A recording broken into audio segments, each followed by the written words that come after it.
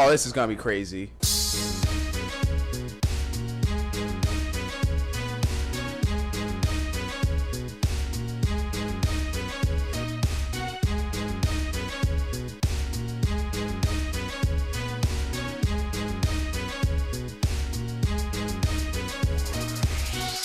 Okay, destroy the building.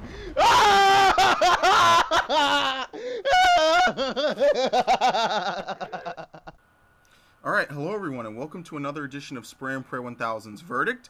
I am SpraynPray1000, and today we are going to be talking about a game that is a pretty interesting game for a lot of reasons.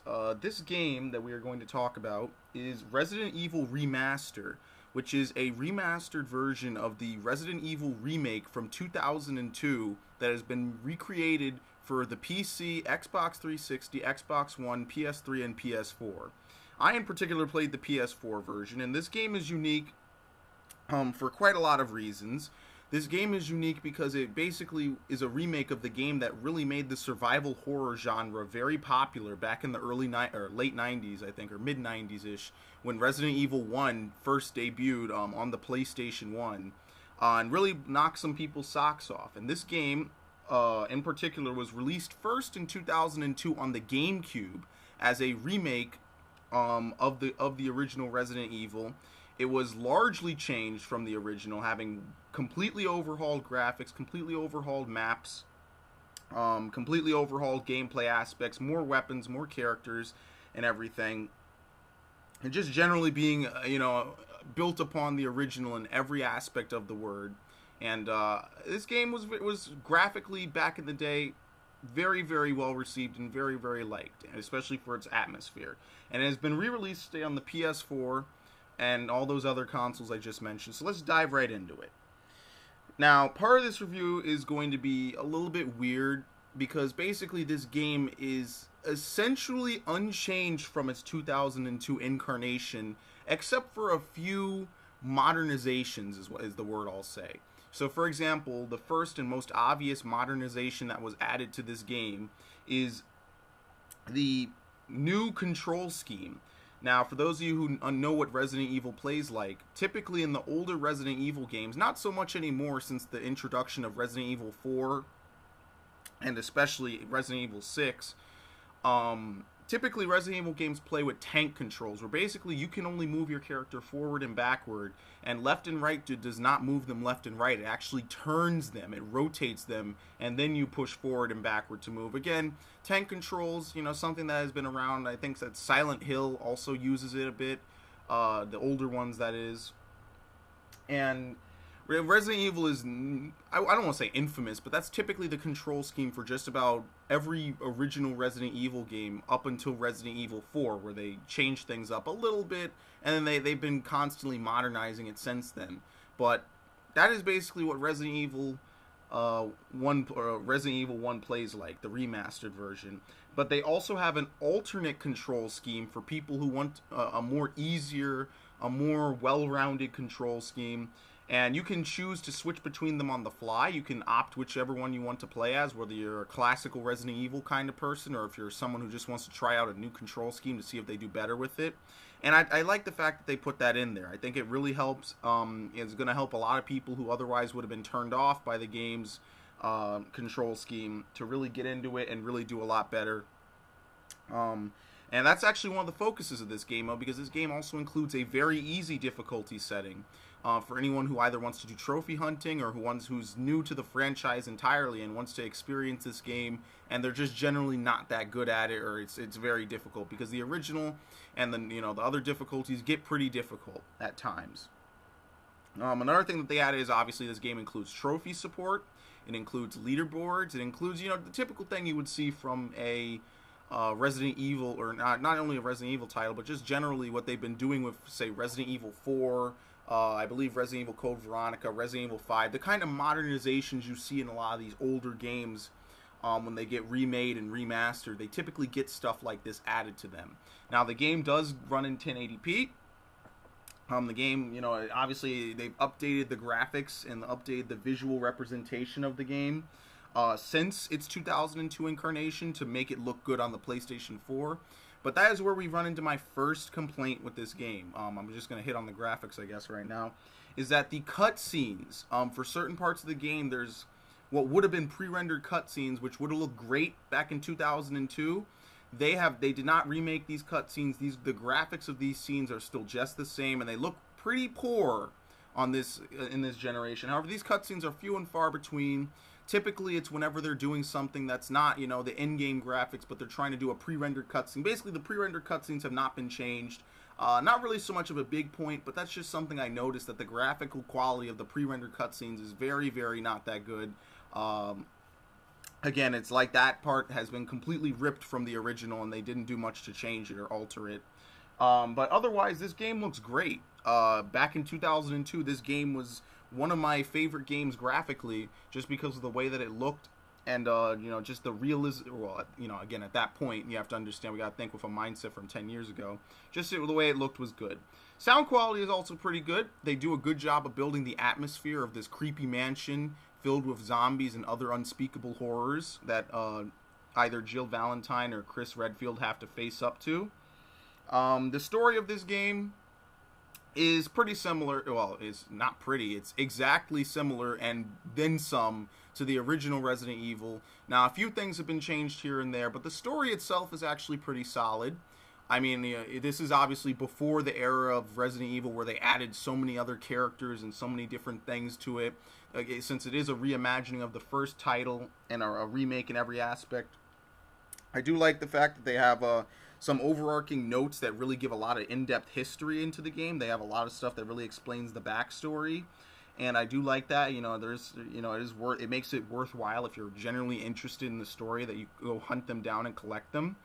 I do like the characters. I think that the characters, again, some of the original Resident Evil is notorious for its cheesy dialogue and very awkward conversation, and just the voice acting itself was pretty laughable in the original Resident Evil. I think that this Resident Evil does a good job of keeping the atmosphere, keeping the characters to what you would expect. Sure, they say some silly things here or there, some things that are kind of, not what you would expect from someone stuck in a life or death survival horror environment, but nonetheless, they do a pretty good job of it, and I actually really respect that about this game, that the atmosphere doesn't really ever feel broken, in my opinion.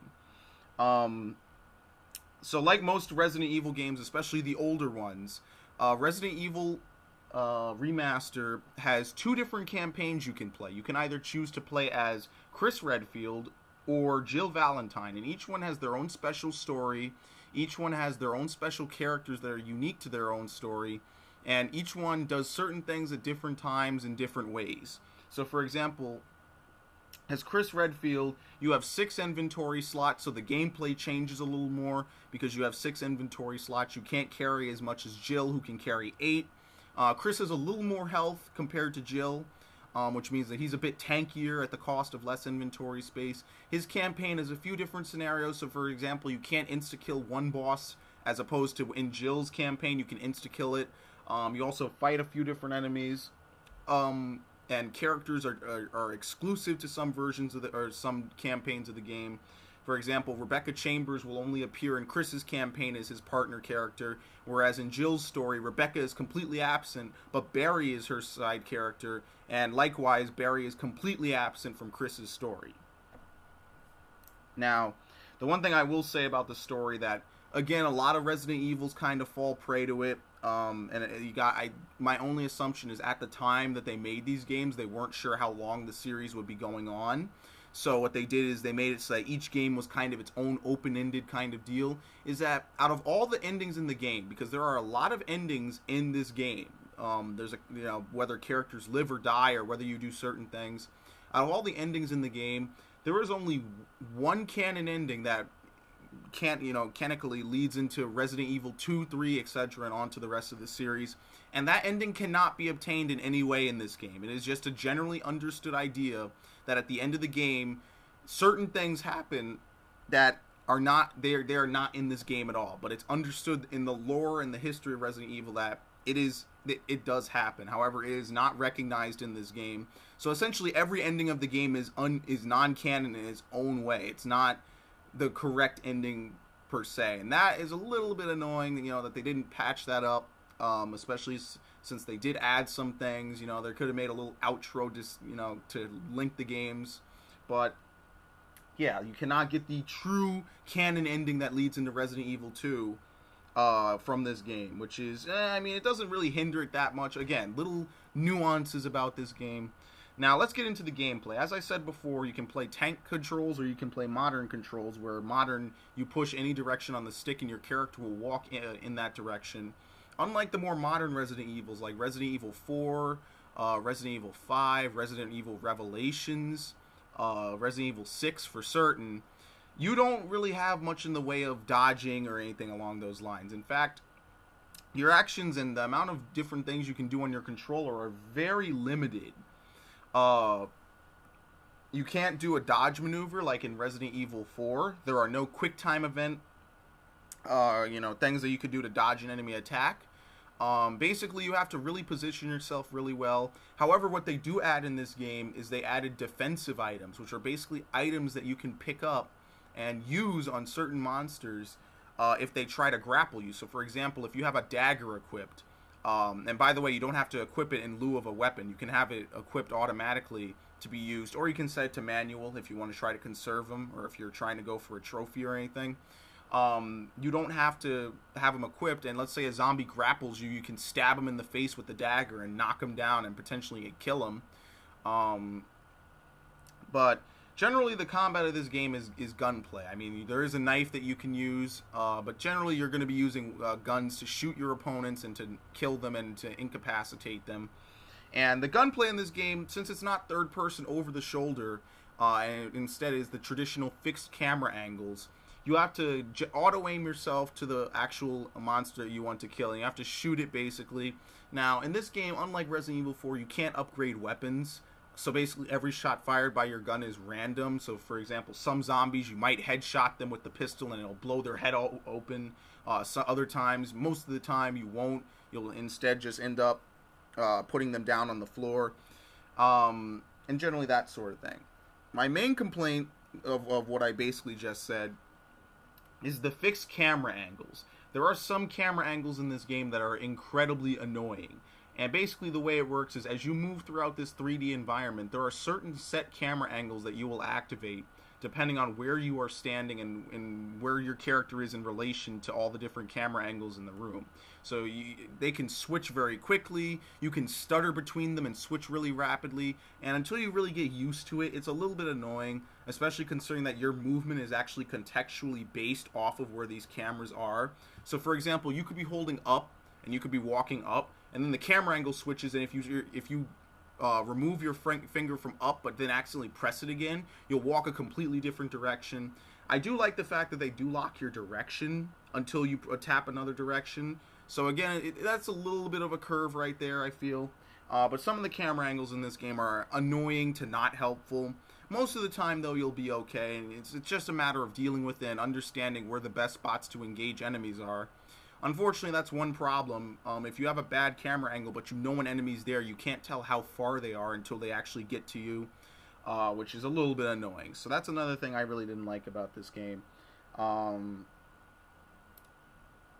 The length of the game is short, but it's certainly good. In fact, that Resident Evil is, as a series, is generally known for speed running. So again, it's not too long. It doesn't overstay its welcome. But again, I would say that this would be a little bit of a detriment, but the game is actually, I believe, only $20. And there's a lot of stuff to do even within that $20. And the game really kind of wants you to experience the speed running. There's trophies for it. There's end-game rewards if you do the speed running. And it's actually pretty challenging. I actually did a speed run to try and get 4 different trophies in the game. Don't save the game, knife-only run, beat the game within 5 hours and beat it within 3. I actually did all of that. That was really awesome. I really had a lot of fun. So I will give them that.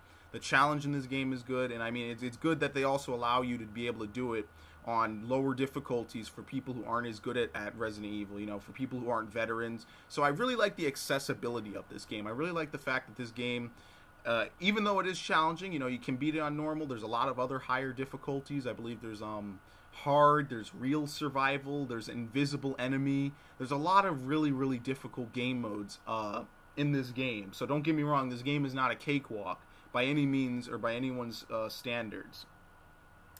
And certainly a lot of traditional Resident Evil things come into play, such as instant death attacks from enemies, ammo scarcity. You have to be very, very careful when you're using each bullet, because you might not find another reload for quite some time, or potentially the whole game. Another thing that, just in general, I like the fact that they added in a lot of other cool stuff like costumes, especially costumes from games that have been released since the remake was released, like Resident Evil 5. That was also pretty cool. I like that. And yeah, I mean, the gameplay of this game is pretty solid. There's a lot to do, and for $20, it's a pretty good deal. I feel that a lot of this game, even though it falls to the same faults that the other Resident Evils of its kind fall to, it's still a very enjoyable experience, and I like the treatment that they gave it, and my wish was that Capcom would keep doing this with their older Resident Evil games. Resident Evil 2, 3, and Code Veronica would all get this sort of similar treatment, but unfortunately those hopes have long since been dashed, since it's been 13 years. But this game is really good. I really like this game. I really can't find much negative stuff to say about it. It is a very solid title, and I feel that whether you're new to Resident Evil, whether you're a longtime veteran of this game and you want to check it out because you lost your old version, or you just simply want to experience it in all its HD glory, I most certainly recommend that you go out and grab it, because it is a really well done game, and I think they put a lot of effort into it. And for the steal of $20, it is very well worth it. So, what would I give Resident Evil Remaster for the various consoles that I named before? Basically every console but the Wii U. What would I give Resident Evil Remaster? Well, what I will say about the game that I really liked is the atmosphere, the graphics, except for those cutscenes. The gameplay is very solid. There's a lot to it. They definitely cleaned it up. It's more serious of a game, as opposed to its original incarnation. I also like that they have a lot of different things in the story. They link the story very well. Since Resident Evil 2 and 3 and Code Veronica had already come out at this point, they basically, when they remade it, they were able to link all those different stories together. So you'll find notes referencing what's going to happen in Resident Evil 2, what's going to happen in Resident Evil 3, what's going to happen in Code Veronica. And that's really cool that they put all that in there, because it really helps tie this story together. That they had this first game and they remade it, and they made the universe feel a little bit more coherent by adding in all these different characters. And the GameCube era of Resident Evils, where they had like 3 or so major Resident Evil titles for the GameCube, this is probably at the forefront of it. And I really like that.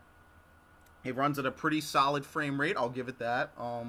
And just in general, if you're looking for a survival horror game, and it's by the same guy who did The Evil Within, so by all means, if you like Shinji Mikami's work, he has a few games out there right now. It's by the same guy, same director, and I will give this game a pretty high rating. It is a good deal. It's cheap. Cheap is a bad word to say because it implies the quality is low. It is inexpensive. It has a lot to it. If you're looking for a good survival horror game, this is your game. I am going to give it a 94 out of 100. This game basically goes ahead. Really good homage to the original. You can definitely see the original moments of the franchise reimagined in a more serious atmosphere. It has a lot of good stuff to it. 2 campaigns to play through. Again, a few things here or there. Wonky camera angles. The story, ultimately, the canon ending is not achievable in the game. The cutscenes are a little bit weird, but other than that, this game is very well done, and I really, really liked it a lot. So yeah, a 94 out of 100 for Resident Evil Remaster.